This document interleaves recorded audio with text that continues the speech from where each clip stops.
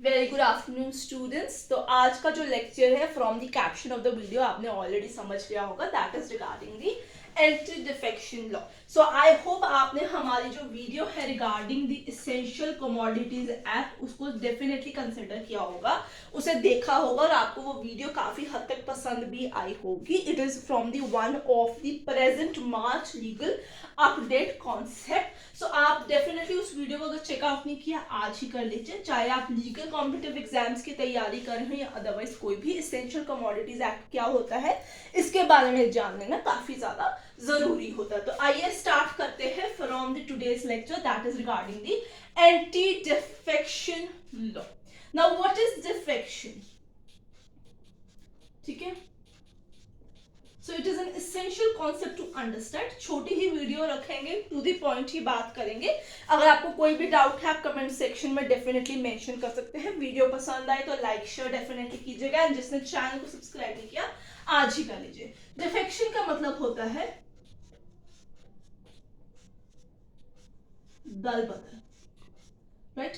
दल बदल मतलब एक पार्टी से दूसरी पार्टी के अंदर स्विच करना constantly. So party switching word होता है पार्टी स्विचिंग, ठीक है। कॉन्स्टेंटली मतलब बार बार in a short span of time आप जो है पार्टी जो है जिस पार्टी से आप एमएलए एमपी बने हैं आप उसको छोड़ के स्विच आउट कर रहे हैं constantly, that is known as defection. Now what is the origin why this particular act has been introduced? Right students? So यहाँ से मैं ECA हटा देती हूँ। आप लोग नहीं तो समझेंगे मैम ECA का origin यहाँ पे बात कर रही है। I'm not talking about the ECA origin, I'm talking about the anti-defection law origin. Right?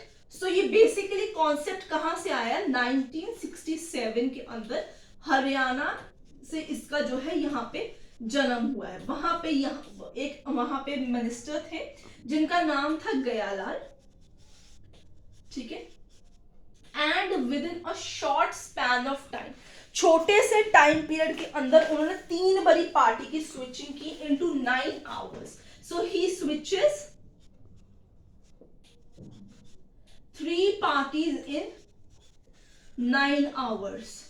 9 घंटों के अंदर ही उन्होंने जो था 3 बड़ी पार्टीज की अदल बदल कर ली थी, from Congress to united front again to Congress, right. So यहां से ही कंसेप्ट एक आया, यहां से एक फॉर्मूला आया जिसका नाम था Aaya Ram Gaya Ram Gaya Ram, right. So of course जो ऑफलाइन स्टूडेंट्स बैठे हैं वो काफी ज्यादा एक्साइटेड लगते हैं, इसलिए बीच में एकदम से बोल पड़े हैं इस चीज के रिगार्डिंग। सो स्टूडेंट्स अगर आप भी कोई ऑनलाइन लेक्चर्स चाहते हैं आने वाले यूजीसी नेट के एग्जामिनेशंस के लिए या कोई भी आने वाले लीगल कॉम्पिटिटिव एग्जामिनेशन के लिए, do let me know in the comment section. हम आपको जो है ऑनलाइन क्लासेस भी अवेलेबल कराते हैं at an very affordable price.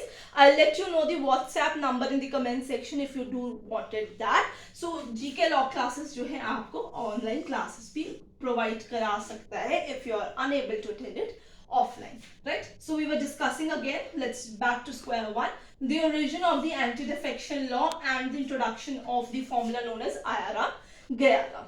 इसी के बाद क्या हुआ कि कॉन्स्टेंटली जो था सरकार ने नोटिफाई करना शुरू किया, मतलब फ्रॉम 1970s बिगिनिंग, क्योंकि लास्ट क्वार्टर्स ऑलरेडी हो चुके हुए थे, कि धीरे धीरे बहुत सारे जो लोग थे, बहुत सारे जो इलेक्टेड मेंबर्स थे of the legislature of the Lok Sabha Rajya Sabha and sofa, वो कॉन्स्टेंटली पार्टीज को स्विच करी जा रहे थे। तो इस कॉन्सेप्ट को रोकने के लिए, जिससे कि पार्टीज के नंबर्स एट द हाउस जो है वो अनइवन ना हो या सरकार ना गिरे, सरकार ने डिसाइड किया कि इंट्रोड्यूस किया जाए 10th schedule in the Constitution of India. This was particularly introduced through the 52nd Amendment Act of 1985। देखिए 1967 से 1985 आ गया, इसका मतलब इसके बीच में काफी ज्यादा टाइम देखने को मिला, दो इसके बीच में आपको नेशनल इमरजेंसी वगैरह भी देखने को मिली है एंड गवर्नमेंट्स आगे पीछे होती हुई भी मिली थी। बट आप देखिए उस फेज का सरकार पे कितना असर हुआ दैट उनको एक पर्टिकुलरली नया शेड्यूल कॉन्स्टिट्यूशन में इंट्रोड्यूस करके एक नया कानून ही बनाना पड़ा इस दल बदल के against. Now what is the purpose of introducing this particular anti-defection law has to be understood here. So this particular law was introduced to prevent, right, defection among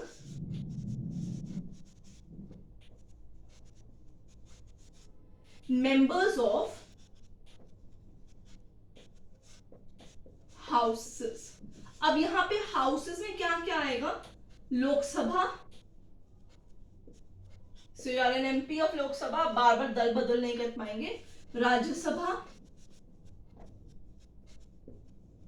ठीक है, स्टेट लेजिस्लेचर. अब स्टेट लेजिस्लेचर के अंदर lower और upper house दोनों आ जाएगा, ठीक है.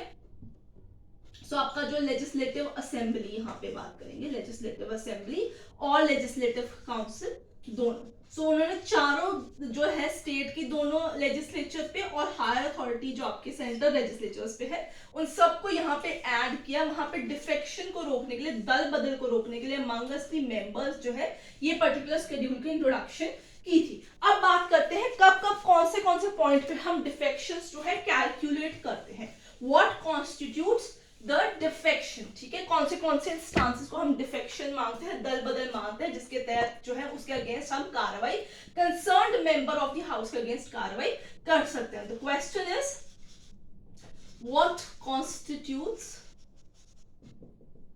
डिफेक्शन. सो स्टूडेंट्स, अगर आपको कोई भी डाउट है in this video, in the previous video, any short or any video, please comment section में डेफिनेटली उसे मेंशन कीजिए. Will happy to resolve that out. Right, सबसे पहले फर्स्ट इंस्टांस पे बात करेंगे. फर्स्ट चीज पे voluntary giving up membership of party after being elected. Voluntary giving up, मैं मेजर पॉइंट को अंडरलाइन कर दूंगी ना ताकि आप लोग जो है छोटे छोटे कीवर्ड्स या माइंड मैपिंग टेक्निक के थ्रू भी से याद कर सके. Voluntary giving up, I hope आपको माइंड मैपिंग जो टेक्निक है इसका पता हो, स्पेशली जो यूजीसी के स्टूडेंट्स होंगे उनको डेफिनेटली पता होगा. Voluntary giving up membership of a party after being elected. तो पहले की बात नहीं है, पर अगर आप इलेक्ट हो जाते हैं, सपोज आप XYZ पार्टी से जो है YZ कॉन्स्टिट्यूएंसी के अंदर जो है आप मेंबर बन गए हैं, मेंबर बनने के बाद अगर आपने अपनी पार्टी करी तो उसको डिफेक्शन कैलकुलेट किया जाएगा. One instance. और राइट, वोटिंग और abstaining टू वोट, वोटिंग और abstaining टू वोट, ठीक है. contrary to directive of political party, ठीक है. जिस पार्टी से आप जीते हैं आप उस पार्टी के जो डायरेक्शंस है उसके अकॉर्डिंगली वोट नहीं करते हैं या abstain कर जाते हैं. अगर वोट करने का है आप abstain कर जाते हैं, एट दैट मोमेंट भी यहाँ पे वो इस चीज को डिफेक्शन कैलकुलेट करते हैं. A split of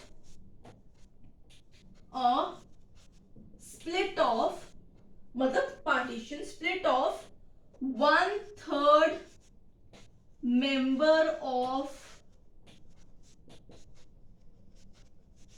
party, a split of 1/3 member of party, forming a group.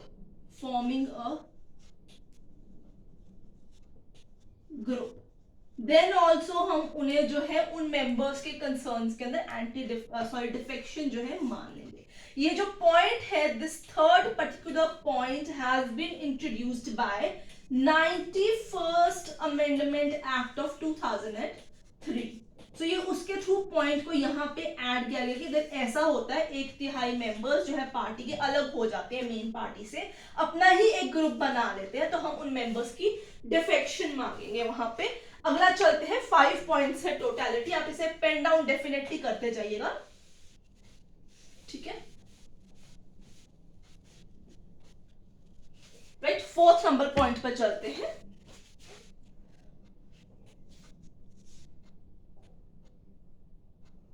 Okay, nominated members, यानी यहाँ पे आपके राज्यसभा या काउंसिल के आप मेंबर्स हो गए। अब हम नॉमिनेटेड मेंबर्स के पॉइंट भी उन्होंने स्पेसिफिक अलग दिया हुआ है कि नॉमिनेटेड मेंबर्स गोइंग टू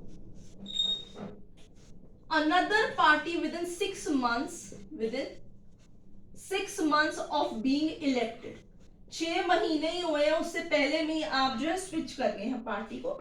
इसके अलावा डिफेक्शन के लिए उन लोगों ने यहां पे article number of constitution of India 102 and 191 जो है ऑफ कॉन्स्टिट्यूशन ऑफ इंडिया, यहां पे उसकी बात भी की है, कॉन्स्टिट्यूशन ऑफ इंडिया, कि अगर उसके तहत आपके पास ऑफिस ऑफ प्रॉफिट है, your unsound mind, you an undischarge, insolvent or not a citizen of India, तब भी आपका डिफेक्शन ही माना जाएगा यहाँ पे। Now what are the particular point जिसके तहत हम ये कहते हैं कि डिफेक्शन नहीं होगा, ठीक है। So there is an exception to the what constitutes a defection, exception to, right students, defection. कहां पे हम डिफेक्शन, उस particular act of the member of the house को डिफेक्शन नहीं मानेंगे, ठीक है। देखिए, a merger, alliance, the word is alliance, ठीक है, कीवर्ड के लिए। So a merger, right, by 2/3 of the party members, एक पार्टी के 2/3 जो लोग हैं, they get merged with another party. This act of the members concerned from the party would not amount to defection. It is not a defection, right students? ये चीज आपको याद रखनी होगी। Now the last question that comes in regard to anti-defection law would be, how would the act of a particular member be constituted as a defection? तो किसके पास वो authority है? So final authority,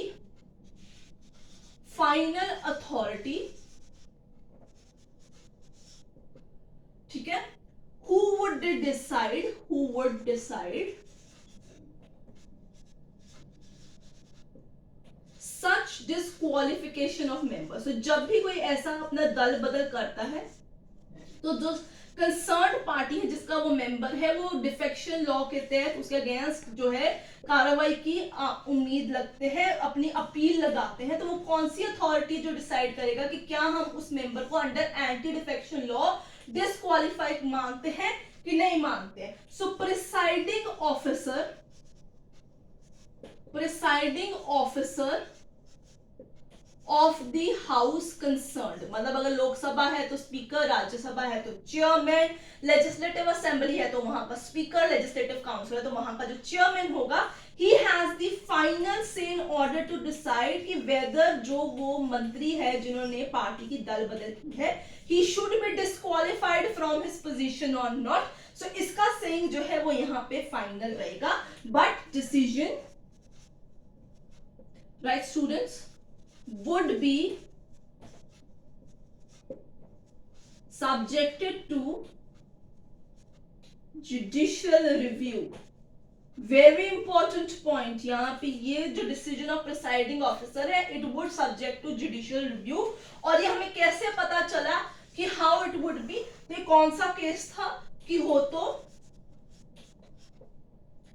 होलोहान केस जो था, होलोहान case versus जाचिलो, ये जो case था 1992 वाला, इसके तहत ये बात लिखी गई कि ये जो decision of presiding officer, it would also amount to a judicial review. So students, this was all about the anti defection law. I hope you would have like today's lecture. अगर आपको कोई डाउट है comment section में mention कीजिए। Video पसंद आई हो तो लाइक शेयर डेफिनेटली कीजिएगा। जिसने चैनल को सब्सक्राइब नहीं किया आज ही कर लीजिए। I will see you next with another legal update.